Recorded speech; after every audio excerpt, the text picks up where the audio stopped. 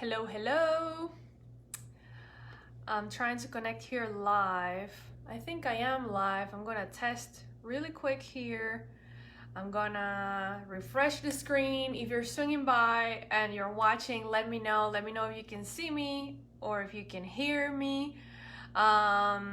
Let's see. I'm recording over here. I think so. Hi guys, this is Sandra from the Fashion Entrepreneur Club. How are you guys doing? New week.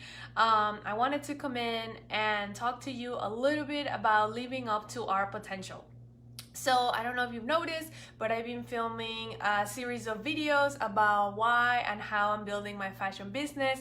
And the idea behind it is hopefully to share some ideas with you that will inspire you, that will give you ideas, and also to give you a little bit of behind the scenes of what's happening in the business and how I'm doing it, in case that can help you as well.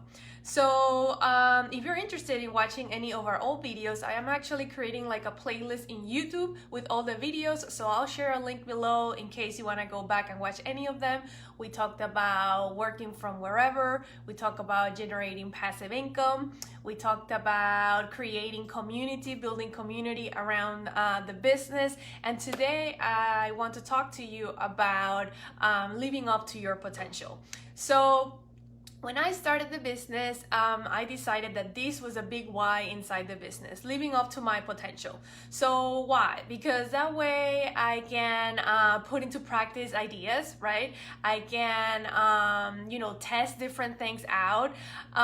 When you work in a 9 to 5, right, and you have a boss, you are tied to the vision that they have, the projects they have for you. And in my previous jobs, when I worked from 9 to 5s or part-times or whatever, right, I was very lucky to always work in the creative world, whether it was in fashion or in media.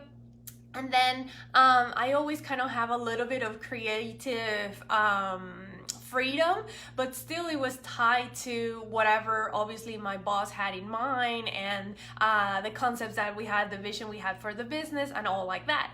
And I did learn a lot, but I have to say, they did give me a little bit of freedom to do certain things, but obviously I had to follow whatever we had to do for the company, and that's completely understandable. But a part of me wanted to go ahead and try my own thing all the time.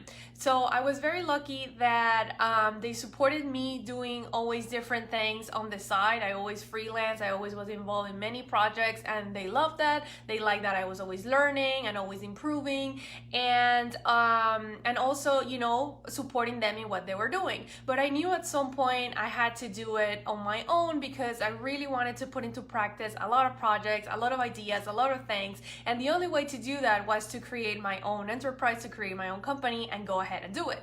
So how do I do that nowadays in the business? Well, sometimes I create products for particular customers, right? Sometimes, right, I decide that I'm going to go to a certain event, that I'm going to collaborate with certain people. It just gives you a lot of freedom. And I think that first, we're creative people, so we're always creating all the time. And when you don't have that freedom, it's very hard to express yourself. And for me, that was very important in life and in my work. So I love working with people, and I love supporting them in their projects, but I also love sharing my ideas in the world, and be able, if I see something that can help people, or if people are asking me to create something for them, to be able to go ahead and do it. So that's another one of my reasons then for building the business. And like I said, how do I do it? I create particular products, I participate in particular events, I collaborate with certain people. Like, there's so many things happening, and I feel like when you have that freedom, also you can also connect more with that instinct, right, with that gut instinct, with that intuition, and you can just follow that, and there's no other way to act upon that unless you have that freedom to be able to make those decisions. Because sometimes when we are in those businesses, right, where we are following the lead of our bosses, you can't express that. And then how do you live up to your potential? Now, I'm not raining on anyone's parade, and I'm not criticizing anyone like I said, my bosses have always been amazing, and they have actually always allowed me to do things. I would come up with things all the time, and they would support me a lot. But there are obviously certain projects and things I wanted to do that I wasn't able to. So for me, my business is a big avenue for that. So let me know, how is it for you? How do you feel about this topic? Is it important to you to be able to put your ideas out there, to test them out, to act upon your intuition, act upon those ideas that come to you that you get so excited that you can only put in practice in your business? Let me know what you think, and like I said, I will leave a link below to the previous videos.